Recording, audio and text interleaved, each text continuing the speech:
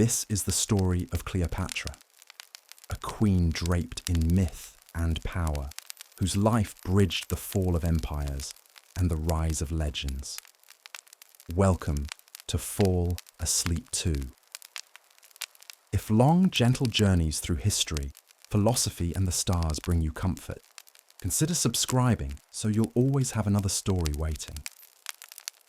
Now get comfortable, let the world grow quiet, and let's get started. In the soft light of the early morning, along the banks of the River Nile, the city of Alexandria stirred awake. Marble columns caught the rising sun, and markets bustled with murmurs of merchants and the rustle of silks. Somewhere beyond the busy ports and philosophical debates of scholars, in the secluded royal palace, a child was born into one of the most famous dynasties in the ancient world. Her name would be Cleopatra, the seventh Philopator, the last active ruler of the Ptolemaic kingdom of Egypt. Born in 69 BCE, Cleopatra entered a world shaped by centuries of conquest, culture, and politics. Though Egyptian by rule, her bloodline was Macedonian Greek, descendants of Ptolemy I Soter, one of Alexander the Great's generals who took control of Egypt after Alexander's death in 323 BCE. The Ptolemies had ruled Egypt for nearly 3 centuries by the time Cleopatra was born, their kingdom a unique fusion of Greek and Egyptian traditions, languages, and beliefs. But make no mistake, Cleopatra was not merely a pawn of lineage. She was destined to be a player in history's grandest dramas.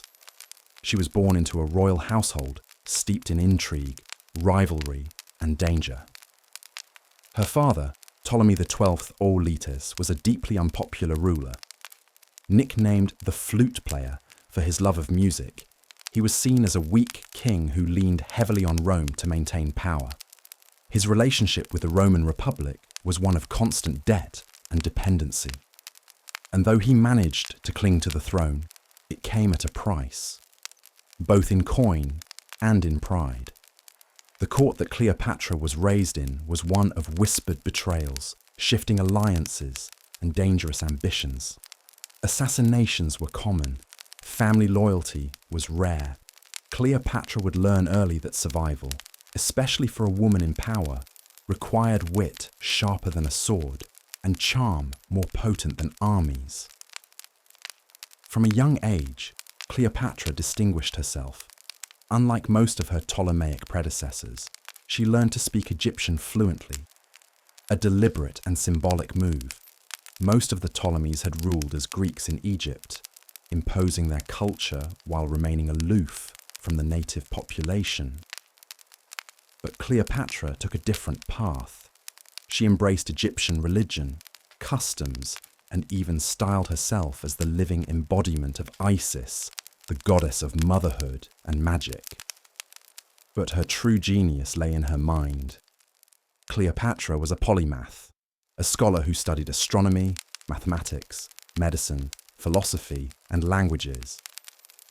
Ancient sources suggest she spoke at least 9 languages, including Greek, Aramaic, Persian, and Egyptian.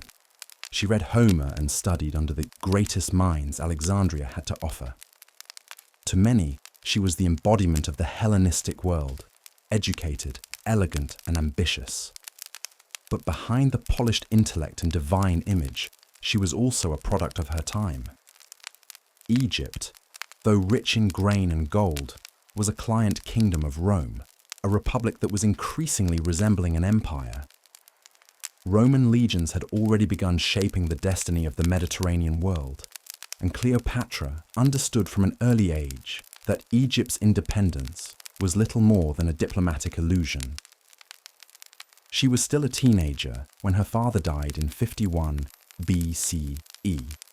His will, conveniently left in the custody of Rome, stated that Cleopatra should rule jointly with her younger brother, Ptolemy XIII, who was only 10 years old at the time. It was a typical Ptolemaic solution. Royal siblings often married and ruled together, a tradition meant to keep power within the family. but it rarely worked peacefully. Cleopatra, likely about 17 at the time, quickly took control of the throne. Coins from that period bear only her image and name, suggesting she acted as the primary ruler. She dropped her brother's name from official documents and conducted business as Queen Cleopatra Thea Philopator, Goddess Cleopatra, beloved of her father. But such boldness would not go unchallenged. Within a few short years, conflict erupted. The court, dominated by advisors loyal to Ptolemy XIII, viewed Cleopatra's solo rule as dangerous. They maneuvered against her, turning her brother into a political weapon. A civil war broke out. Cleopatra was forced to flee the palace. Some accounts suggest she escaped in disguise, dressed as a servant or hidden in a sack of linens. She would not remain in exile for long. As fate would have it, Julius Caesar, one of the most powerful men in the Roman world, arrived in Alexandria in 48 BCE. He was pursuing his rival, Pompey the Great, who had sought refuge in Egypt after being defeated in the Roman Civil War. But in a tragic twist, Pompey was murdered upon arrival, beheaded by Egyptian officials eager to please Caesar. Instead, they horrified him. Caesar, though victorious, saw Pompey as a Roman, and his murder as a stain on the dignity of Rome itself. Cleopatra saw opportunity. According to legend, she had herself smuggled into the royal palace, perhaps in a rolled-up carpet, which was unfurled before Caesar, revealing the young queen. Whether this story is true or embellished, the outcome was undeniable. Caesar was captivated. He admired her intelligence, her poise, her political savvy. Some Roman writers claimed it was her beauty. Others said her voice and her wit were more powerful than any physical trait. The two quickly became allies, and more. Cleopatra needed Caesar's military support to defeat her brother and reclaim the throne. Caesar, in turn, saw in Cleopatra not only a lover, but a potential asset in maintaining Rome's influence over Egypt. The war for the throne intensified. Ptolemy XIII's forces clashed with Caesar's legions and Cleopatra's supporters in a bitter siege of Alexandria. Fires broke out, and parts of the great library of Alexandria, one of the wonders of the ancient world, may have been destroyed during the conflict. Eventually, Ptolemy XIII was defeated. His body was found drowned in the Nile. In 47 BCE, Cleopatra was restored to the throne. She married her even younger brother, Ptolemy XIV, as custom dictated, but she ruled alone in all but name. She was also pregnant with Caesar's child. That same year, she gave birth to a son, Ptolemy XV, Philopator. Philometor Caesar, known colloquially as Caesarion, Little Caesar. Though Caesar never formally acknowledged the boy as his heir, Cleopatra insisted he was Rome's rightful prince. She soon travelled to Rome, arriving not as a vassal queen, but as a symbol of Egypt's enduring majesty. She took up residence in one of Caesar's villas. Her presence, however, sparked scandal in the city. The Roman people were fascinated and disturbed by this foreign queen, her wealth, her retinue, and her influence over their beloved general.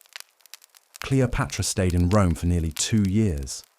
But in 44 BCE, everything changed. Julius Caesar was assassinated. The day was March 15th, 44 BCE.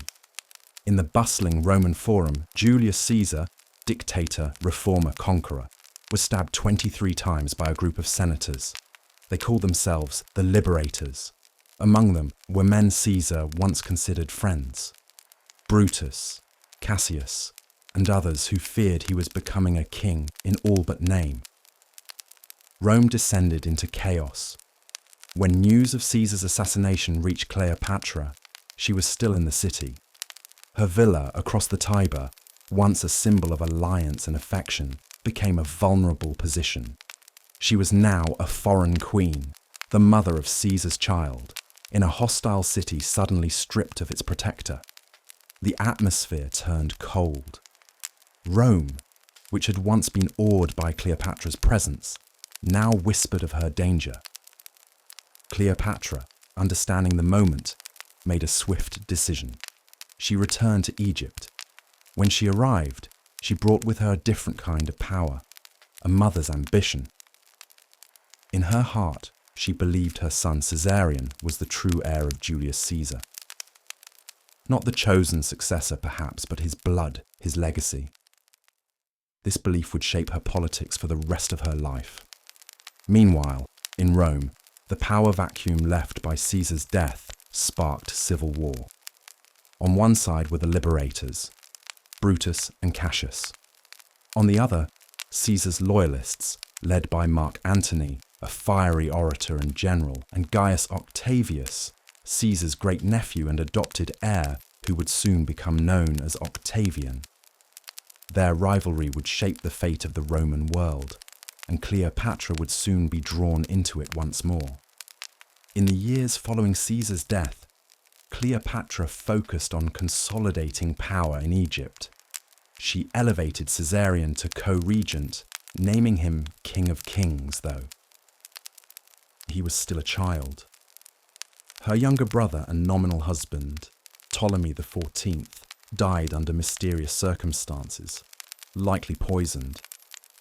Cleopatra was known for many things, but sentimentality was not among them when her throne was at stake. She poured resources into rebuilding Egypt's strength.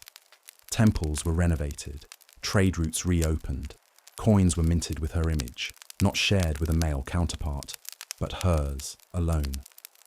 She presented herself as the goddess Isis, both ruler and divine protector of her people, but her gaze remained on Rome. In 41 BCE, 4 years after Caesar's death, Mark Antony summoned Cleopatra to Tarsus, in modern-day Turkey. He was now one of the most powerful men in Rome, ruling the eastern provinces in a fragile alliance with Octavian. Antony needed Egypt's wealth. Cleopatra needed Roman protection. But it wasn't just politics that would define their meeting. It was theatrical seduction. Cleopatra understood the power of symbols. She didn't simply appear before Antony as a queen. She arrived on a gilded barge, her sails billowing with purple silk, the scent of incense in the air, musicians playing softly. She was dressed as Aphrodite, the goddess of love, reclining beneath a golden canopy. It was a calculated performance, and it worked. Mark Antony, known for his appetites and charisma, was captivated.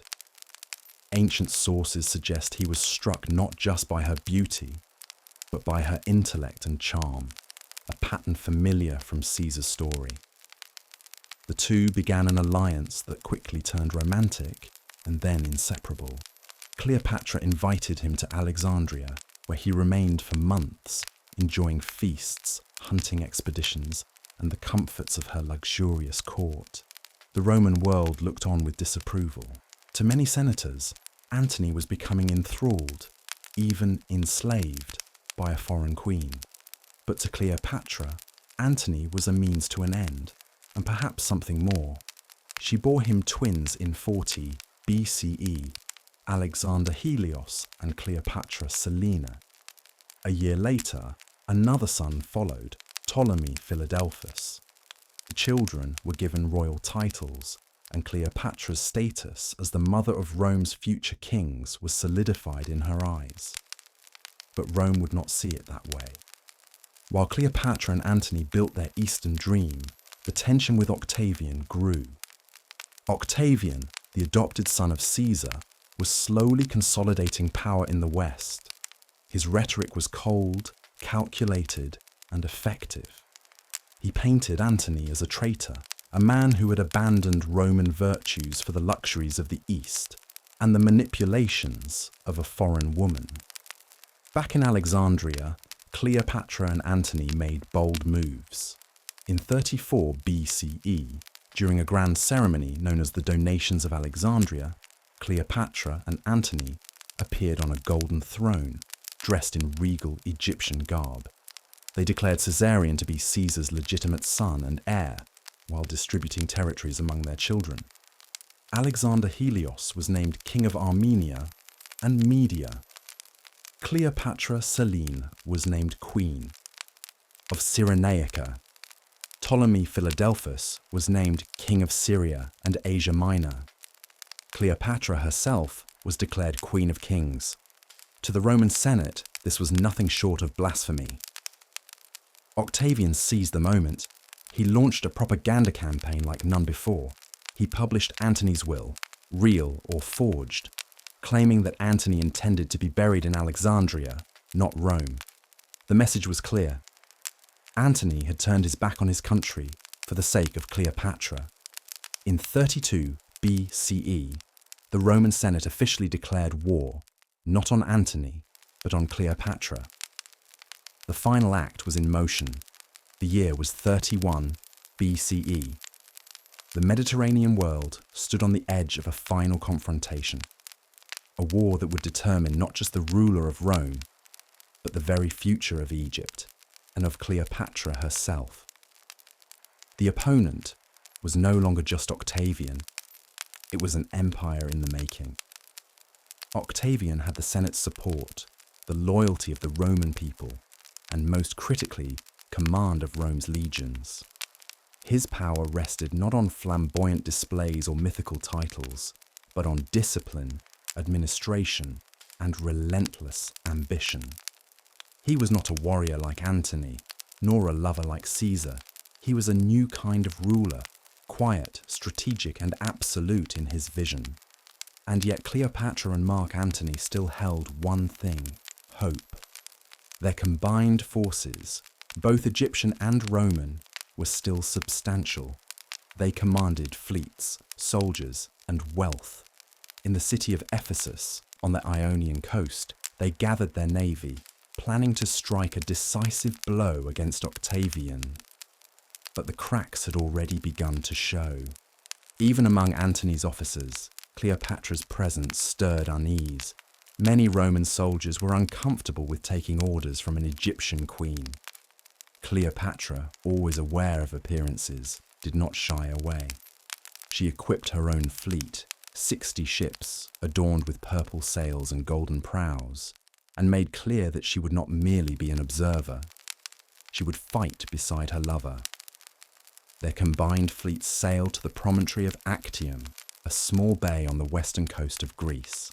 It was here, amid the sparkling blue waters and rocky shores, that the fate of the ancient world would be decided. Octavian's general, Marcus Agrippa, took command of the opposing fleet. A brilliant naval strategist, Agrippa slowly began to choke Antony's position. He cut off supply lines. He harassed ships. The once mighty fleet of Cleopatra and Antony grew weary, hungry, and desperate. Inside their camp, tension mounted. Disagreements turned into arguments. Morale faltered. The situation grew dire, but still they waited, hoping for a break in the siege, a change in fortune. That break never came.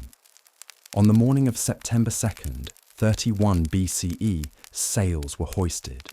The wind favoured Octavian. The fleets faced each other in silence, their prows pointed like drawn swords. Thousands of oars dipped into the sea. Hundreds of sails snapped with tension. The Battle of Actium had begun.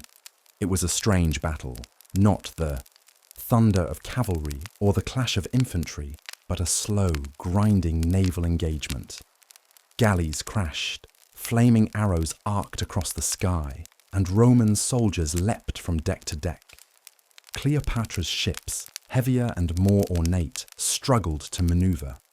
Octavian's smaller vessels darted in and out, like fish among whales. Then, amid the chaos, something happened that would echo through history. Cleopatra's flagship broke formation. With her sails catching the wind, she sailed away from the battle, heading south toward Egypt.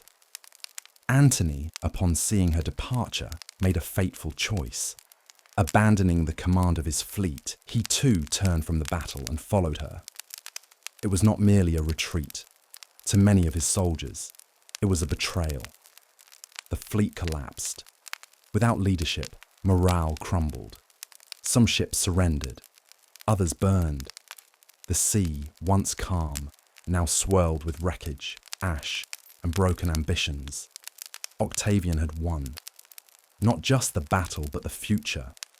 In the weeks that followed, Antony and Cleopatra returned to Alexandria. The mood was somber. The war was lost, but neither was ready to surrender. Cleopatra began preparing for the worst. She sent envoys to negotiate with Octavian, offering her crown, her treasure, anything but total submission. She even considered desperate measures. Rumours swirled that she tested poisons on prisoners, seeking a painless death. Others claimed she built a mausoleum, filling it with gold and tapestries, a tomb fit for a goddess. Antony, meanwhile, fell into despair. He had lost Rome. He had lost honour.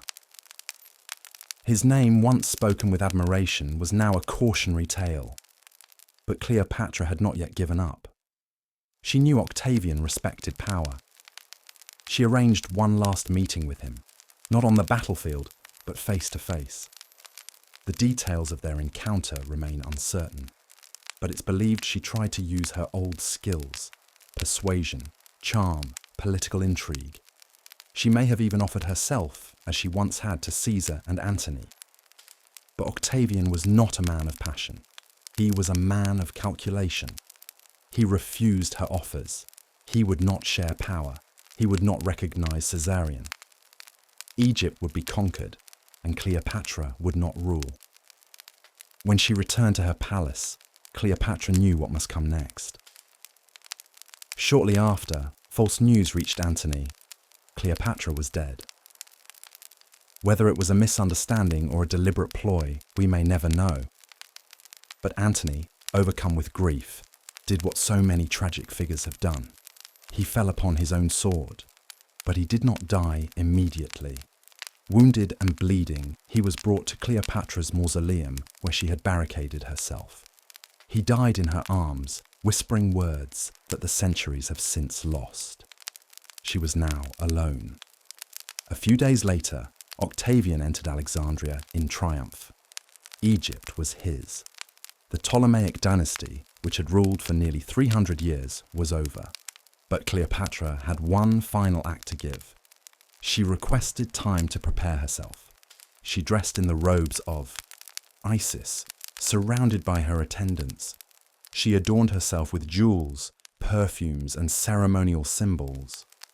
And then, according to tradition, though the truth remains uncertain, she took her own life. The method is still debated. The most famous version tells of a cobra, the sacred asp, smuggled in a basket of figs. Others suggest poison hidden in a hairpin or cup. However it happened, Cleopatra died as she had lived, on her own terms, cloaked in ritual, surrounded by myth. She was 39 years old. Octavian was left with a broken palace, a dead queen, and a legacy he could not erase. He spared Cleopatra's children for a time. Caesarion, however, was not so lucky. As the supposed son of Julius Caesar, he was a threat. Octavian had him killed. Egypt became a Roman province. The dream of Cleopatra, a world where Egypt remained sovereign, where Caesar's blood ruled both Nile and Tiber, vanished with her. And yet her story did not. When Cleopatra died, the curtain fell not only on her life, but on an entire age of ancient history. Egypt, for thousands of years the home of pharaohs, pyramids, and dynasties, was now a Roman province. Octavian, soon to be known as Augustus, stood alone as the first emperor of Rome, ushering in the imperial era. But even in her absence, Cleopatra refused to fade. Her image, carefully crafted during her lifetime, became a canvas onto which Rome and later generations would paint their own stories. To understand the legacy of Cleopatra, we must first understand how she was remembered by her enemies. Octavian, the man who defeated her, understood the power of narrative. He had risen to power not just by winning battles, but by controlling how those battles were remembered. In the aftermath of Actium and Alexandria, his goal was simple: to justify his actions and to elevate his reputation.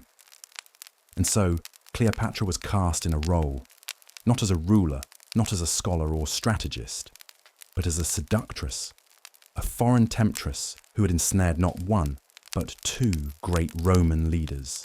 She was, in Octavian's portrayal, the reason for Rome's civil strife.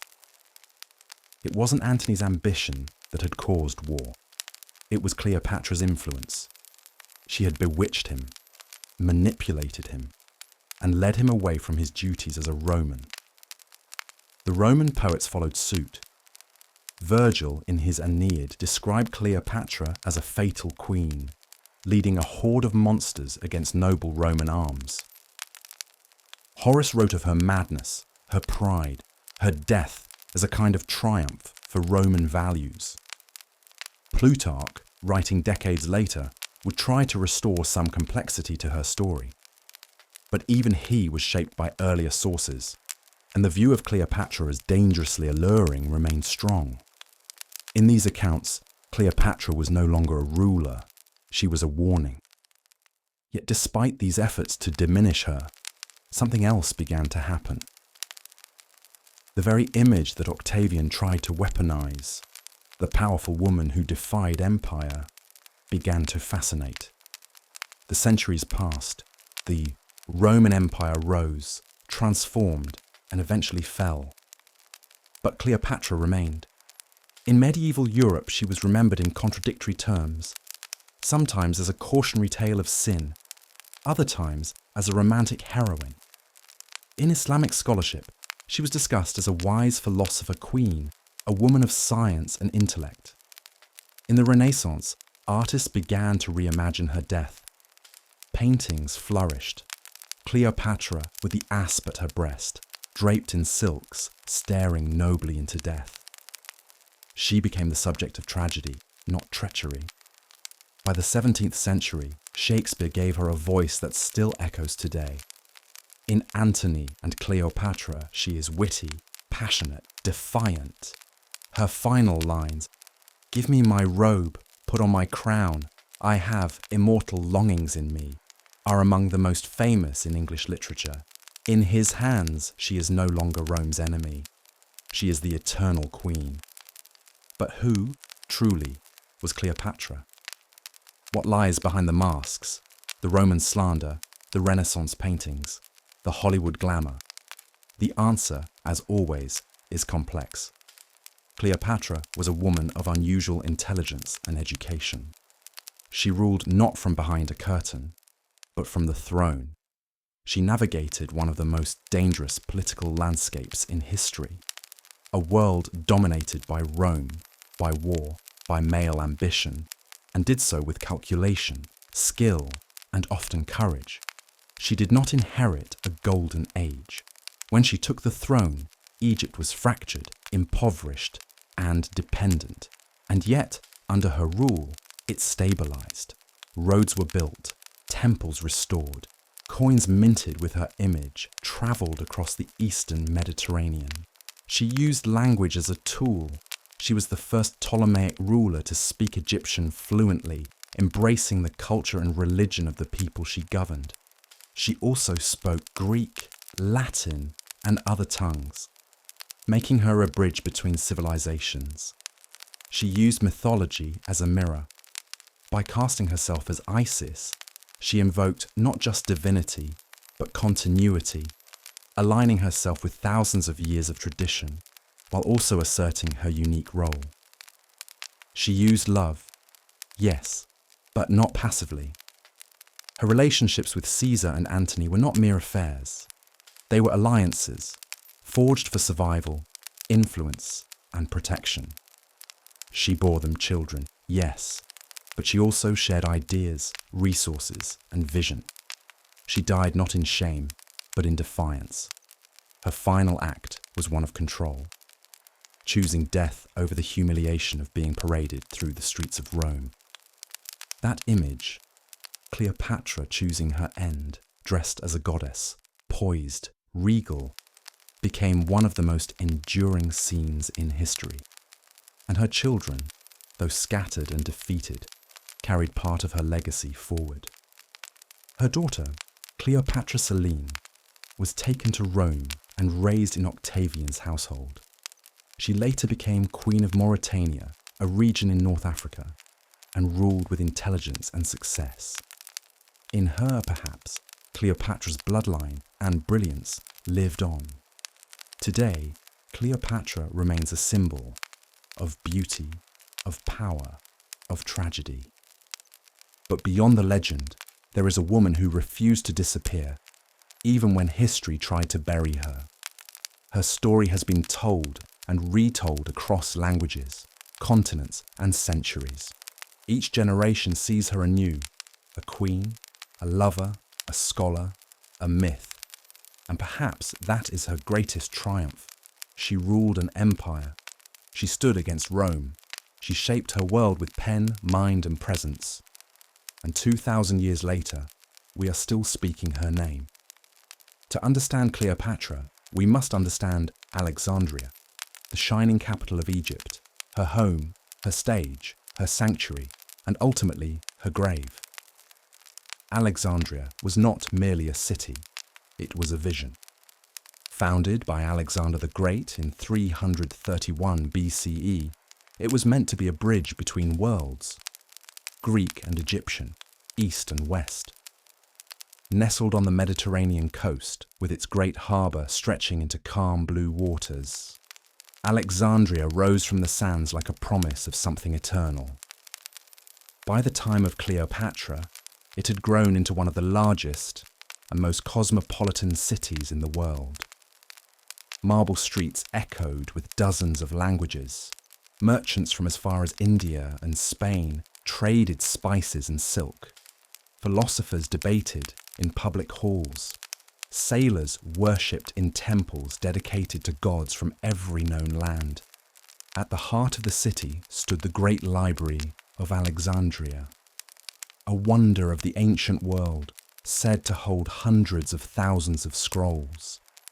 Here, the knowledge of Babylon, Athens, Persia, and Egypt was collected and studied. It was more than a library.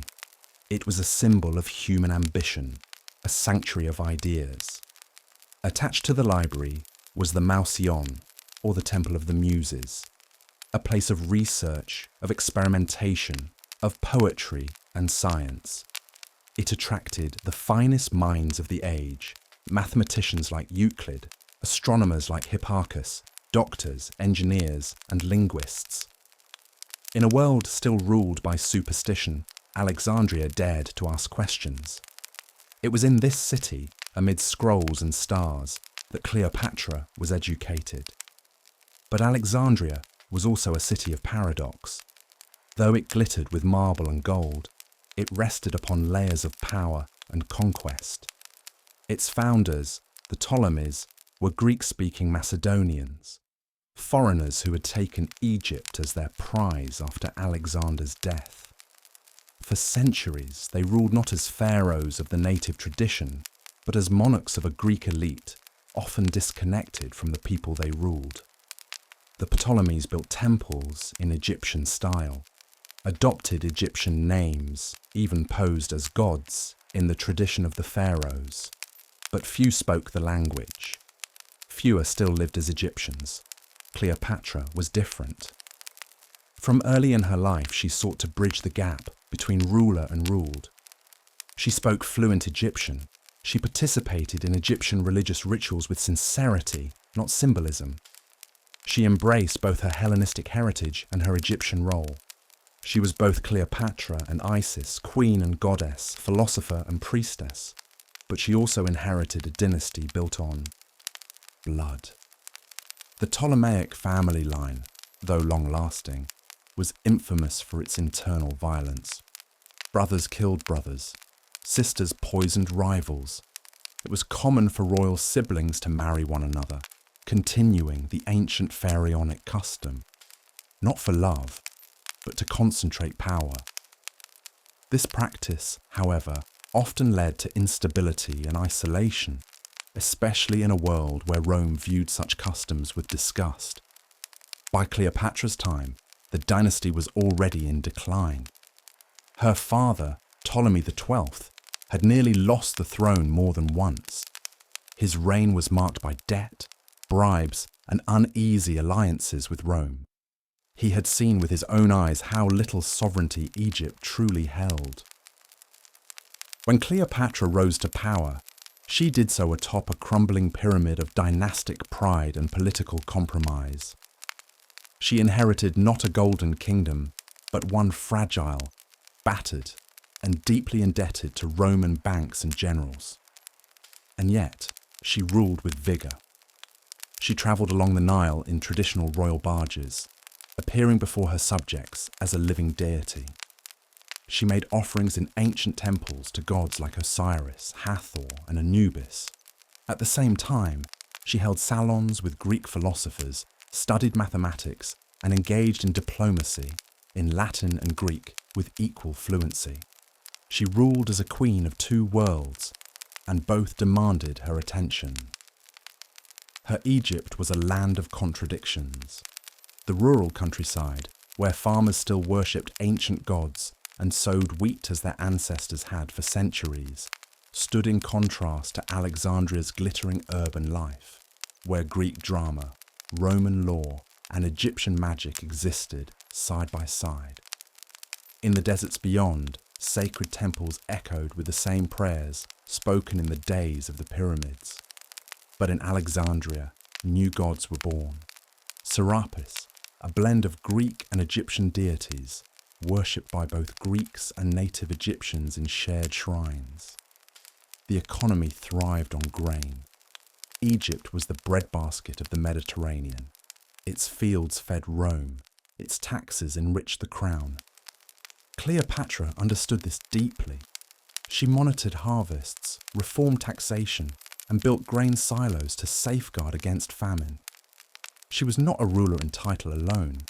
She governed, actively, carefully, and often ruthlessly. When dissent arose, it was crushed. When rivals challenged her rule, even her own siblings, she removed them, often permanently. To survive in her world was not enough. One had to dominate, and through it all, the city of Alexandria endured. Its white stone walls, its shining Pharos lighthouse, towering above the harbour, guiding ships from distant shores. Its temples and libraries, its scholars and spies, its poets and priests. It was a city made in the image of its queen, cultured, proud, layered with myth and intellect. It was here that Caesar walked beside Cleopatra, here that Mark Antony revelled in her courts, here that the asp would one day bite. But long before these moments of fame, Alexandria had already become something greater than a capital. It was Cleopatra's world, a place where ideas ruled as much as armies, and where a woman could wield both a crown and a stylus with equal grace. Even today, the city lingers in memory. Its harbour now sunken, its monuments mostly vanished, but its name remains. Alexandria, the city of Cleopatra, queen of intellect, queen of Nile, queen of two worlds. When people speak of Cleopatra, they often begin, and sometimes end, with her lovers. Julius Caesar, Mark Antony. The names echo like myth. Two of the most powerful men in Roman history, each entangled in the life and legend of an Egyptian queen. But to reduce Cleopatra to the role of consort or seductress is to misunderstand the very nature of her ambition and the politics of her world. For Cleopatra, love was never separate from power. In fact, in a world ruled by alliances, dynasties, and ambition, it may have been the most powerful language of all. Let us begin with Julius Caesar. When Cleopatra first met Caesar in 48 BCE, She was 21 years old. Caesar was in his early 50s, already one of the most influential men in Rome. Their meeting took place amid civil war, with Cleopatra exiled from her own court and Egypt hanging in the balance. The relationship that developed between them was not a product of youthful romance or idle passion. It was a political necessity and an extraordinary gamble. Caesar could restore her to power. Cleopatra, in return, could offer Egypt's loyalty, wealth, and perhaps most importantly, a vision that appealed to Caesar's own ambitions. He too dreamed of empire, and Cleopatra was, in many ways, the embodiment of that dream, a queen who ruled not by marriage or inheritance alone, but by intellect, charisma, and cultural mastery. They became lovers, yes, but they also became partners in rule. When Caesar returned to Rome, Cleopatra followed, not as a subservient consort, but as a queen in her own right. She brought her court, her ships, her wealth. Their child, Caesarion, was presented to the Roman elite as a living symbol of their union. It was a scandal, of course. Romans viewed Cleopatra with suspicion, a foreign woman who walked freely in their streets, who dined with Caesar, who may have influenced the very heart of Roman politics. But Caesar was untouchable until he wasn't. His assassination shattered the alliance, and with it, the future Cleopatra had imagined. She returned to Egypt alone, her son in her arms, her position more precarious than ever. But she was not finished. Just a few years later, she would meet Mark Antony, a man as different from Caesar as storm is from stone. Antony was bold, impulsive, and theatrical, a general whose strength lay in charisma and courage, more than policy or patience. He had fought alongside Caesar, and after Caesar's death, became one of the leaders of the Roman world. Their first encounter in Tarsus was legendary. Cleopatra did not go to Antony as a supplicant. She arrived as a goddess, draped in gold, perfumed with myrrh and jasmine. She sailed up the river Cydnus on a barge with purple sails and silver oars, her attendants dressed as nymphs, the air thick with incense and music. She performed divinity, and Antony, famously indulgent and imaginative, responded. What began as an alliance quickly became a passion. But again, this was not mere romance. Cleopatra was securing her kingdom. Rome was in turmoil. Octavian, Caesar's adopted heir, was rising in the west. Cleopatra needed protection, recognition, and Rome's grain markets to remain open to Egyptian exports. Antony needed money and legitimacy. Together, they formed an empire in the making. Together, they produced 3 children. Together, they challenged Octavian for the fate of the Roman world. And yet, their love story has always been viewed through the lens of tragedy. To Romans, Cleopatra was the siren who ruined Antony. To later writers, she was the Eastern enchantress, the mistress of serpents and spells. Even Shakespeare, though more generous, saw her largely through Antony's eyes. But Cleopatra's love, if it was love, was never blind. She chose powerful men. She outlived them both. And when their protection ended, she chose death over defeat. Even her relationships within Egypt were strategic. Her siblings, married to her by tradition, were not lovers but rivals.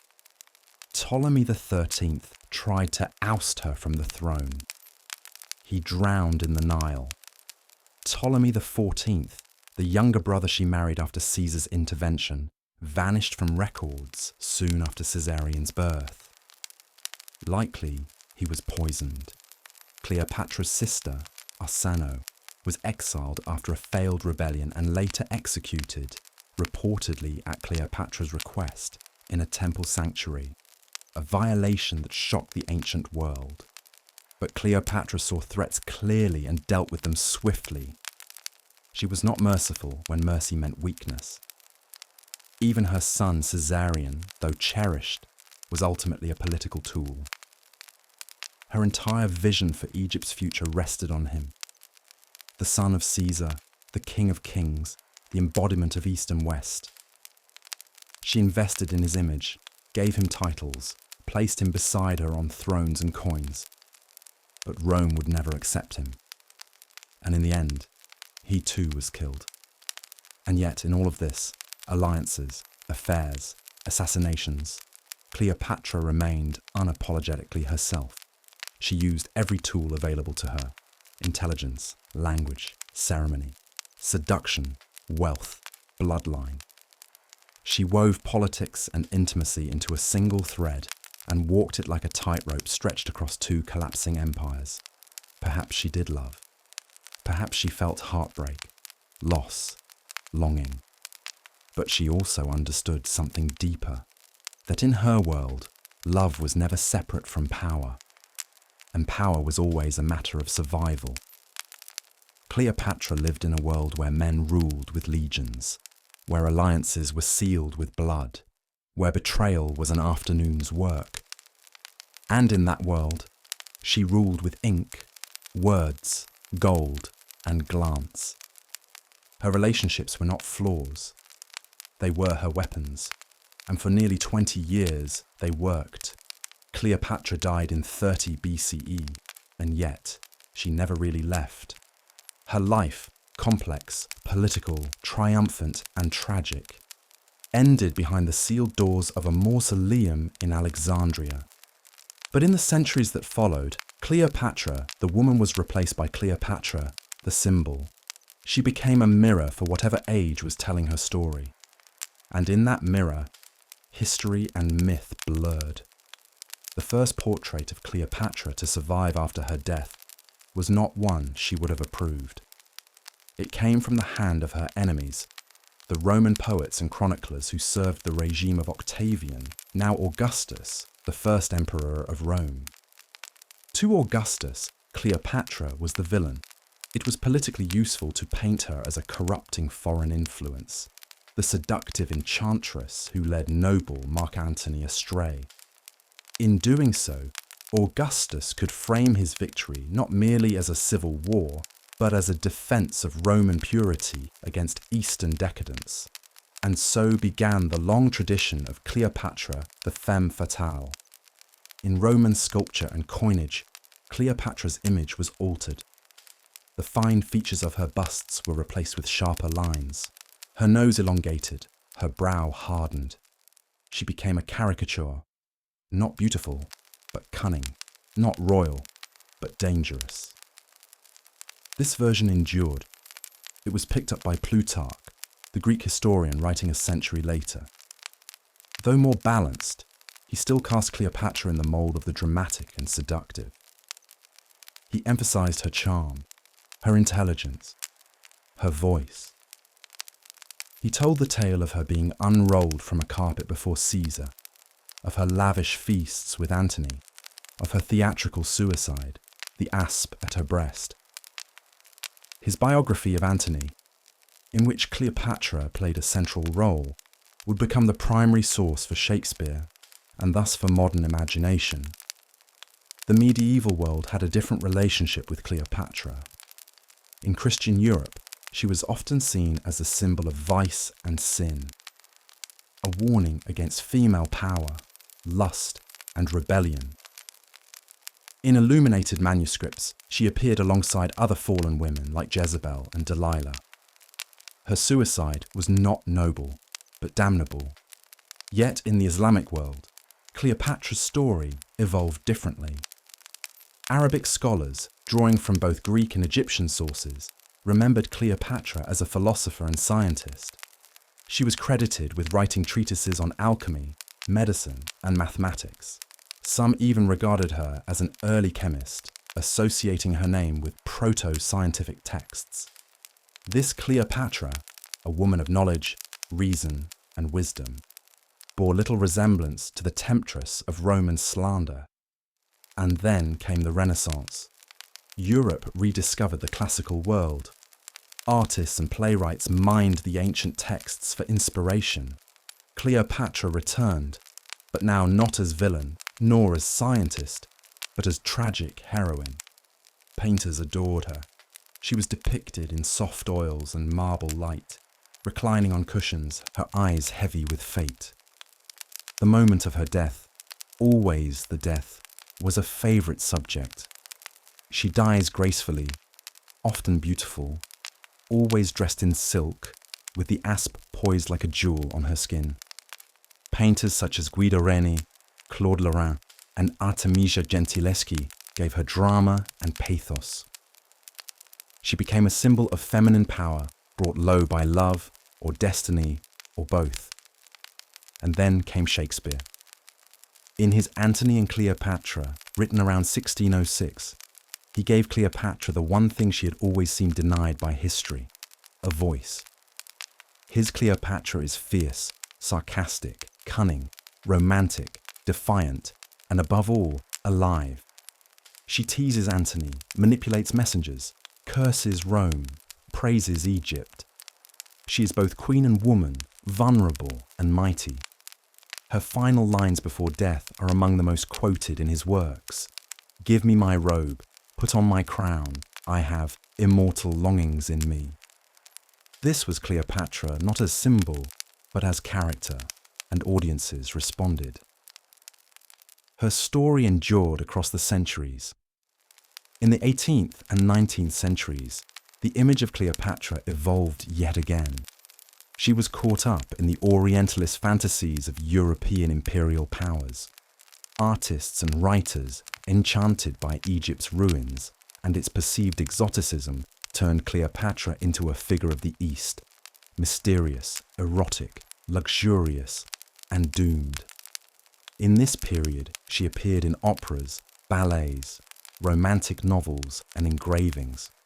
Her image was used to sell perfume, fashion, and even cigarettes. Her name became shorthand for seduction, elegance, and mystery.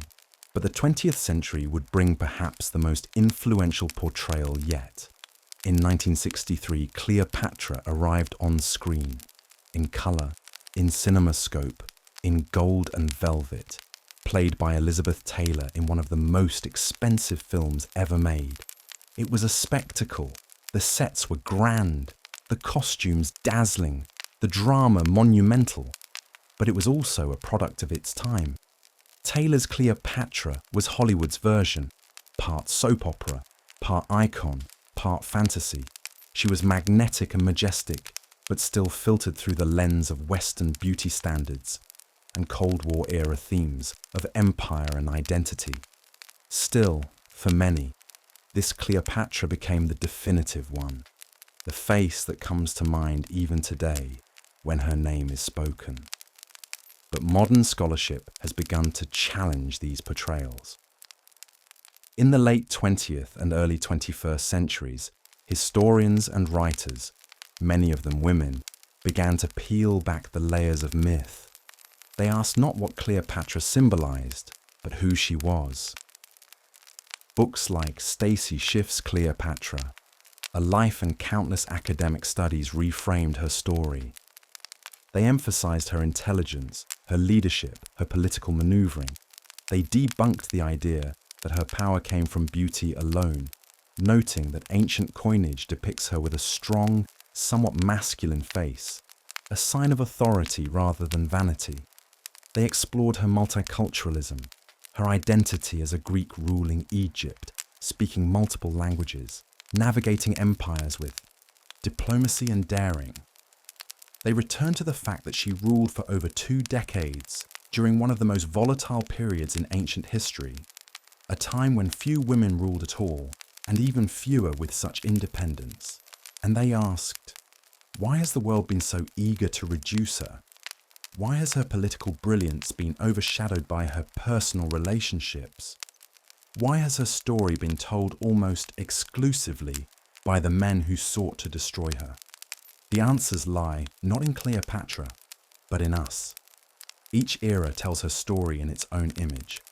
She has been a seductress, a sinner, a sage, a symbol of colonial fear, a feminist icon, a tragic lover, and a power-hungry queen. But in all these versions, one truth remains. she endures. More than 2 millennia after her death, she still sparks curiosity, debate, passion, and art. She has outlived her rivals, outlasted her empire, and defied every attempt to bury her beneath history's dust. She is Cleopatra, and the world has never forgotten her. The palace in Alexandria was quiet. The marble corridors, once echoing with the footsteps of envoys and servants, now stood still. The silk curtains, once billowed by sea winds, now hung limp in the late summer heat. Outside, Octavian soldiers patrolled the streets. Inside, a queen made her final preparations. It was the year 30 BCE. Cleopatra was 39 years old. The woman who had once dazzled Caesar, ruled beside Antony, and commanded the wealth of Egypt, now found herself surrounded not by admirers, but by Roman guards. Her world had collapsed, her empire dismantled, her alliances shattered, her children taken or in hiding. Only one choice remained: how she would leave the world. She had already seen the fate that awaited her. Octavian, cold and calculating, had no intention of killing her quickly. He planned something far worse: a triumphal parade through Rome, with Cleopatra bound in golden chains, paraded through jeering crowds as the defeated queen of a fallen kingdom. To be paraded through the forum, to be mocked, to be remembered as a spectacle rather than a sovereign, this Cleopatra could not allow. And so she planned a final act, one last assertion of control in a life increasingly circled by loss. It began with ritual. Cleopatra had always understood symbolism. She had long played the role of Isis, the divine mother, the goddess of rebirth. And now, in death, she would invoke that image one last time. She requested time to dress. In the quiet of her chambers, she adorned herself in ceremonial robes, flowing linen dyed in rare Tyrian purple, embroidered with gold thread. She wore a crown, perhaps modest now, but still a mark of who she was.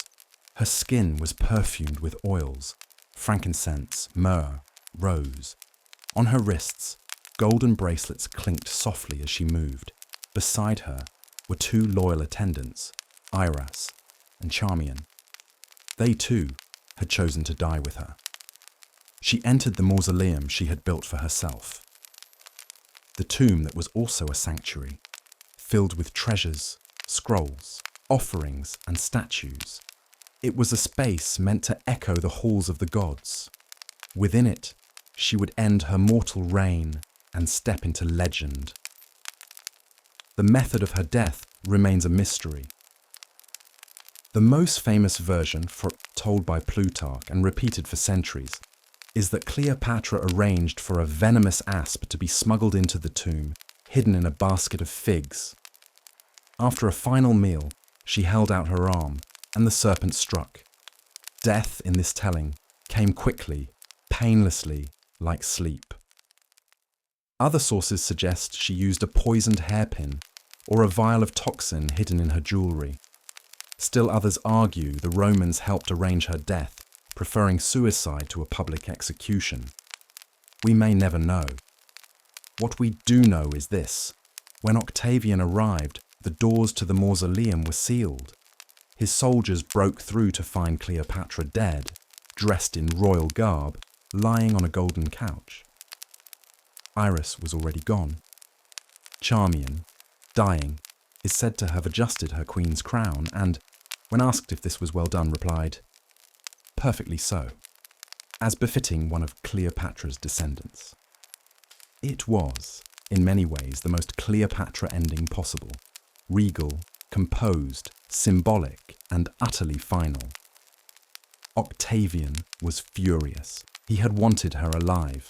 Her death robbed him of the image he had hoped to parade before the Roman people. He had to settle for a funeral. He allowed Cleopatra to be buried with Antony, the man whose fate had been tied so closely to hers. Whether this was mercy or politics is unclear. Perhaps even he understood that their story had become inseparable.